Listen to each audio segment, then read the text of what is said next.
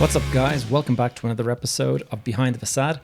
I'm your host, Gavin J. Gallagher, and on this podcast, I explore the mental and emotional game often playing out subconsciously both in your mind and the mind of everyone else in the real estate or property investment market.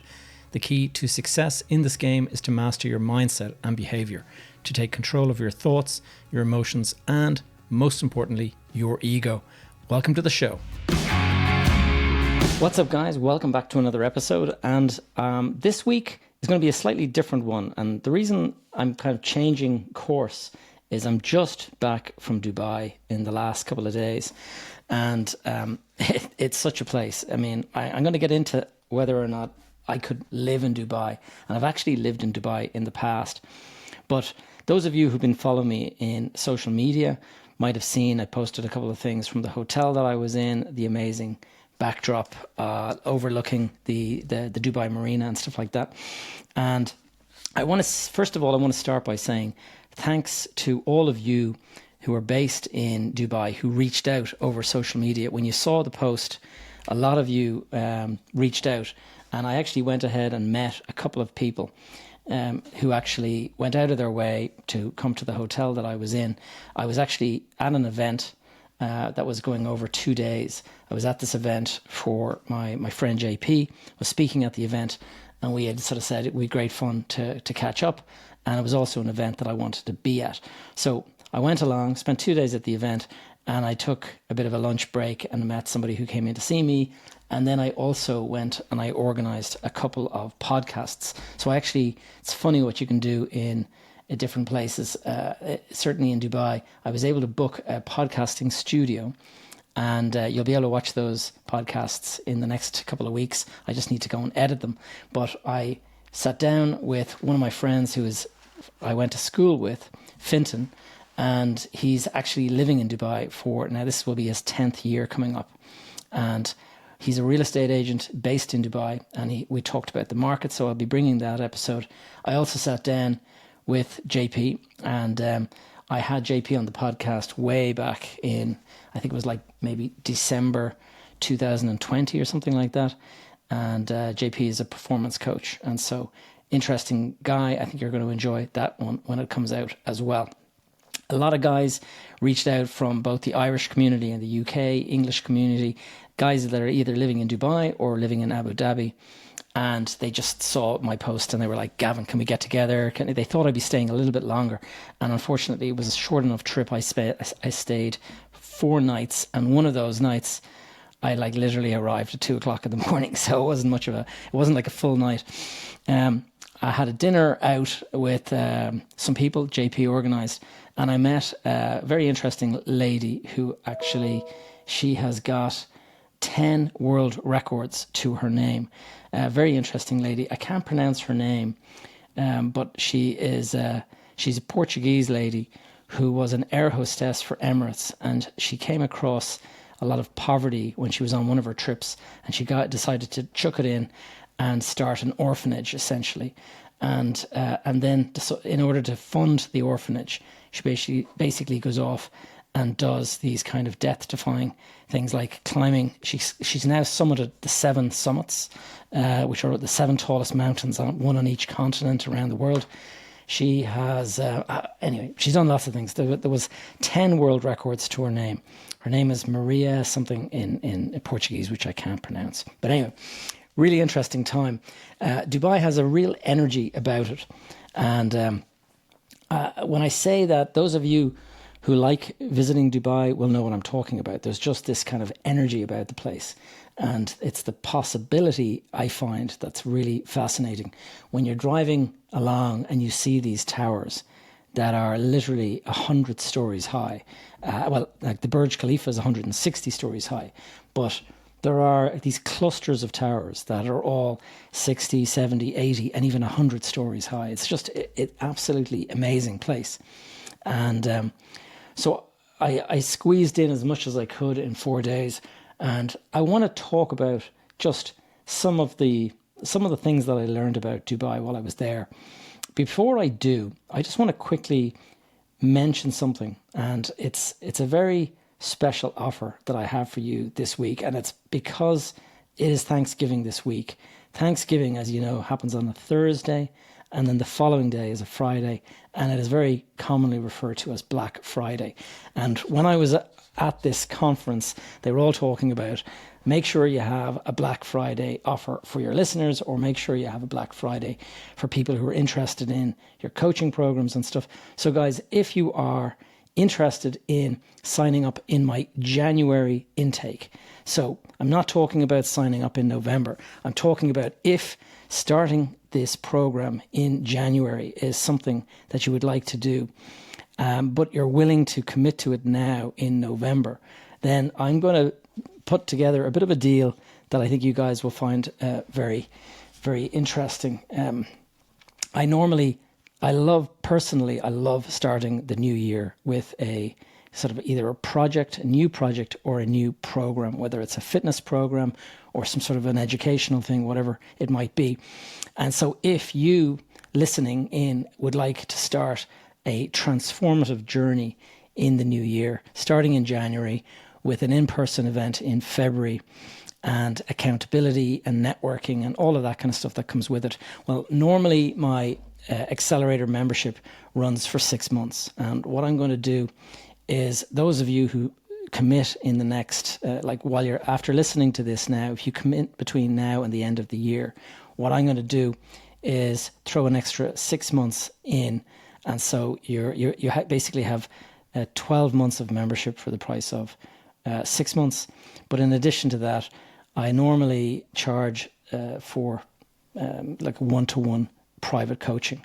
And what I'm going to do for those of you who sign up for this thing, I'm going to throw in an additional 3 separate one-to-one coaching calls. You get 5 coaching calls with my program anyway, but with this you'll be getting 8. And so it's just when you do the maths, it adds up to a nice offer. And so just if that sounds of interest, if it's something that you've been thinking about anyway, then I think kicking off in January is going to be great, because I always kick off the new year with a 12-week kind of plan, and I help my clients to develop that plan before the 1st of January, so that you'll kick off on the 1st of January with a sort of a fairly clear plan of what you're going to achieve in the next 3 months. And then when you've reached the end of that 3 months, then we go again for another 3 months, and so on and so on. And so there is an event planned the 1st of February. That event is going to be, it's going to be in Dublin, but I am actually starting to look at the potential for having an event in Dubai, and I'm also looking at the potential for having an event in Marbella. So I'm going to be offering these places to attend these events. It's going to be first come, first served, and it'll be my members, the accelerator members, that get the first offer. And so if you guys would like to be in that, if you'd like to go and actually have like a 2-day or a 3-day retreat where we kind of go into property solving, all that kind of stuff, problem solving, investment analysis, all that kind of stuff. That's what we're going to do in this new program and in these new events in the new year. So hope this is of interest. Now, guys, I'm going to leave it to you. There'll be a link in the notes down below if you're interested in knowing more about that. I'll leave it there. I'm not going to say any more on that. What I want to do is just go back to talking about Dubai, and specifically whether I would live in Dubai. And one of the interesting things is, like, I've been growing my social media for the last couple of months, and I've been on this really rapid rise in Instagram. It's funny. I had this kind of fairly slow going Instagram for years. I think I started my Instagram maybe 10 years ago, and it reached like 1,500 followers by June. And then I hired a guy that does videography for me. And between June and today, between June and before my trip to Dubai, I had gotten to 10,600 followers. And I was thinking to myself, wow, that's amazing to go from 1,500 to 10,600. Went to Dubai, started posting some of the stories and the various things like that. And whatever has happened since I came back from Dubai, 1 or 2 of the stories have gone viral. And I've grown 2,000 new followers in just a week. It's kind of insane. Like today alone, over 500 or 600 people have signed up. And so I don't know what it is. Is it Dubai? Is it just the algorithm is changing or something like that? It's just fascinating to me. So getting back to Dubai, like I got to take you back to 2009, 2010, that kind of time frame. It was just after the crash of 2008. And I was based in Spain. I was living in my villa in Spain, and I had this big project that I'd taken on. And the timing couldn't be worse. When you go and buy into a project just as a market crash comes about, and you're in a place like the south of Spain, where it is more of a holiday destination than kind of a business district, it was really, really tough. And I can remember thinking, wow, I'm going to need to go and find new investors. I'm going to need to buy out my project with new investors to have any chance of getting my existing investors in the deal get their money back. And so it was this frantic search for investors. And the world was coming apart in 2008, 2009. And so it was nearly impossible. What I decided to do was the best place to start looking might be Dubai, and start speaking to the very wealthy oil nations and see if I can drum up some support there. And there was always there was always a lot of people that would leave Dubai and would leave Saudi Arabia during the summer months, and they would go to the kind of Costa del Sol, Marbella area. So I kind of put two and two together. Maybe I made the miscalculation, but I thought that they might be interested in investing in my project because it was in that part of the world. So I went to Dubai, and I hooked up with a friend of mine there, and we started kind of like meeting investors together. He was in a similar thing, trying to raise money for a project. And at the time I was there, it was 2010 or thereabouts. There was about 1.2 to 1.5 million people living in Dubai at the time. It had grown really rapidly. The first time I'd ever been in Dubai was on a family holiday, and I brought my daughter along, and I think it was 2004. She was just born. And so 20 years ago. And I can remember the marina, the Dubai marina, didn't exist back then. It was just this construction site is the best description of it, like a desert, sand everywhere, that ran down to the water's edge. And then there was hotels, and then behind it there was just all these skyscrapers under construction, and there was no water. Nowadays it's a big marina with boats and everything, but at the time it was just desert. And they had to flood this in order to make it, bring the water in and stuff. Just fascinating to kind of watch the development of Dubai, having been there 20 years ago. And when I was there in 2010, I can remember seeing just the place was going up so rapidly. I'd been there in 2007 or 2008, and then I had been there in 2010, and it was just constantly growing. Like the buildings were going up left, right, and centre. Just fascinating to see a place that seems to defy what you see in terms of development in other places. I guess if you were to visit China in the last kind of decade, it would probably look something similar. But it is one of the fastest growing economies in the world. And the 1.5 million people that were living there in 2010, so 14 years ago or thereabouts, 1.5 million of that, 1.3 million of them were expats. And there was about 200,000 locally born Emirati citizens. Everyone else were all expats that had flown in. And today, as I was talking to my friend Finton, who is the real estate agent there, he said the population in Dubai today is 3.8 million. So they've grown the population by over 2 million in the last 14 years, which is just incredible. If you think about the growth that Ireland has experienced in the last decade, and the UK and all these different countries, it's incredible to think that Dubai is growing at the rapid pace that it is. But what's even more interesting is they've introduced these plans for 2040, and so we're talking about another 15 years away thereabouts. And by 2040, they're actually building for a population of 6 million. And so the population, to understand that kind of rapid development, you have to see it for yourself. You can see 12-lane highways, 6 lanes in each direction, extending out into the desert. And I can remember in 2010 when these roads were being constructed, and myself and my friend, we were in the taxi driving along. We were just laughing at each other. We were just like, what on earth are they building these roads for? This is ridiculous. Like these huge 6-lane highways that appear to be going nowhere. Today, they're surrounded by developments. And it's just incredible. So some of the stuff that has changed, I mean, if you go back, if you consider 1971, that was when the UAE was actually formed to begin with. And this is following, they found oil in 1966. Then what they did is they introduced freehold property law in 2002. And what this meant was that foreigners could actually start buying property in designated parts of Dubai. And that's what kind of kicked it all off. And then in 2006, the Palm Jumeirah, the big palm island that they created, that was completed. And I can remember when I was there in 2004, that was under construction. And we were kind of a bit pissed off because we'd booked the Hilton Jumeirah on the beach there, which is one of the earliest hotels.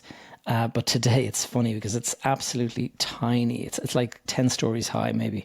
So it's dwarfed by everything around it. But when it was built, it was one of the only hotels in that area. And you'd look out over the Arabian Sea. And when you go there today, at the time when I was there in 2004, you would look out and you would just be looking out on cranes, tower cranes, because they were building all of the structures and stuff out in the Palm Jumeirah. I can remember I stayed in a hotel, this really fancy hotel during the boom times. It was called the Al-Khazar, which is, I think it's the Arabian word or the Arabic word for palace. And it's this magnificent building. It's absolutely awe-inspiring, the building when you're arriving up to it to get out of a taxi. And stayed there. And it's a long way down. It's part of the complex that includes the Burj Al Arab, which is that huge big building that looks like a sail that sits out in the water, which is the only 6-star hotel in the world, I think they say. But I can remember looking and I could see the Burj Khalifa, which is today the tallest building in the world. That was under construction at the time. And even though it was only about half built, you saw these 2 red lights in the distance, which was the top where the cranes were. And you're talking about when it was only halfway up, it was already taller than the Empire State Building. It's a place where things happen that shouldn't be possible. It's just incredible. Some of the interesting things that have happened from a property point of view, which really has interested me, because when I was first doing business there in 2010, if you wanted to do any kind of business, the rules were very much in favor of the locals. And the way it worked was that you would have to partner up with a local person. And that would mean that you would go out, you'd meet maybe through the Chamber of Commerce or something like that, and you would meet local Emirati-born people that lived there that wanted to be your partner. And what you would do is you would set up a business and they would own 51% of the shares and you'd own 49%, something kind of like that. And I can remember that was the only way that you could do it, so it had to be done. But there was various examples of that kind of not working out, where somebody would, they would be very lazy, they wouldn't get documents signed, they wouldn't do all this kind of stuff, and so businesses would kind of fizzle out. But there was other people that were very, big players, and the guys that I worked with, they were very senior people and they were very accomplished already in the development game. And so they just opened up even more doors for us. So it was very interesting. But I've noticed that in the last couple of years, they've actually brought in a thing called the Golden Visa Scheme. And what that means is that investors who are spending over 2 million dirham. Now, the dirham is, let's say 2 million dirham is valued at approximately $545,000. And so you can kind of work out the exchange rate. But it's about one dirham for every, what is it there? Let me see, 2 million. It's 1 to 4 approximately in terms of the 1 to 400, I should say, 400 dirhams for $1. And that if you invest in a property that is more than 2 million dirham, then you are eligible for a 10-year residency visa. And so obviously anyone who wants to live in Dubai, that is the avenue that you can take. And when you are buying, you're able to get mortgages of up to 70% and stuff like that. So you can see how people would actually, that would open up the floodgates for a lot of people who wanted to invest in foreign property. But also Dubai, because it's growing so rapidly, there are a lot of opportunities there to make money. They also have a thing called the digital nomad visa. And so what I don't even know much about this, but I understand that it makes it very, very popular for a lot of remote workers. So somebody who is working for a business in another part of the world and they're actually based in Dubai. Very interesting. And then they have a very big Airbnb market in Dubai because of the popularity of the tourism and stuff like that. It is kind of fascinating. One of the reasons why I would find it very interesting to live in Dubai is because from a tax-free investment point of view, it's 0% personal income tax, zero capital gains tax, zero tax on your property and stuff like that. So all of that obviously makes it very interesting. There is a lot of tourism infrastructure there now. Like some of the best hotels in the world are in Dubai. So there's always something to do there. But what was interesting, speaking with my friend, and I don't want to sort of get ahead of myself with that episode. I want to let Fintan speak for himself, but he's been living there 10 years. And a lot of people would think, sure, there's nothing in Dubai. You'd be wrong in making that assumption. So anyway, I'll leave Fintan to speak for himself when that episode, I'm going to probably bring that episode out next week. I'm in a good position at the moment. I think I have 7 interviews recorded now. So I'm well ahead of myself in terms of interviews ready to publish and let you guys hear it. And so anyway, just before I finish, the only thing that puts me off a little bit in some respects about Dubai is because there is such an amount of investment going into the place. It's sometimes some of the challenges that can be faced are that there is oversupply. Like it goes to these spurts when everybody gets permits and stuff like that, and everyone gets their projects financed, and they all start delivering them at the very same time. And when that happens, there is an oversupply, and you have cutthroat competition from everybody trying to fill up their property. And I can remember when I was there in 2008, in order to sell an apartment, they were giving away a free Porsche 911 when you bought your apartment. That was the kind of stuff that they were incentivizing. So buy an apartment, get a Porsche, and all these kind of like, you might call it a sales gimmick, but there was plenty of people that would fall for that. And that's what is needed when you've got 20 schemes that are all hyper luxury schemes, all trying to sell, their properties. Everyone is all out trying to get the same wealthy individuals to invest. And so it's kind of like who can spoil the person the most. And that's all great in terms of, you've got your choice before you've invested.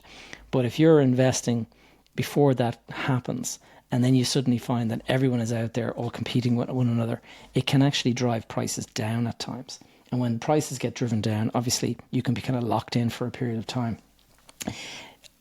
I think you just have to sit and hold on when that happens.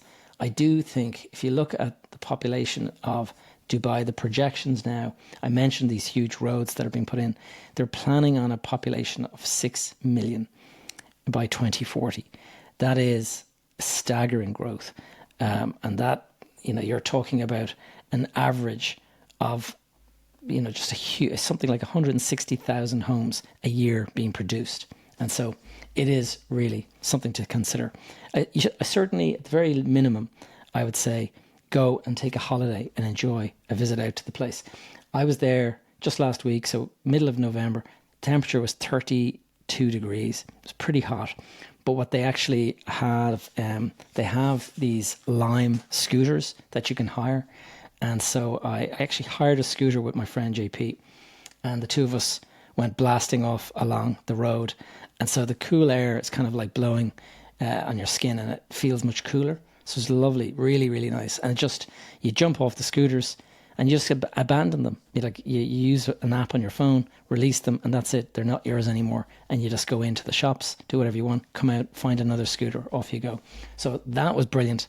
And then obviously there's apps for taxis. It is a very big city now, and so you can actually have anything you want very, very rapidly.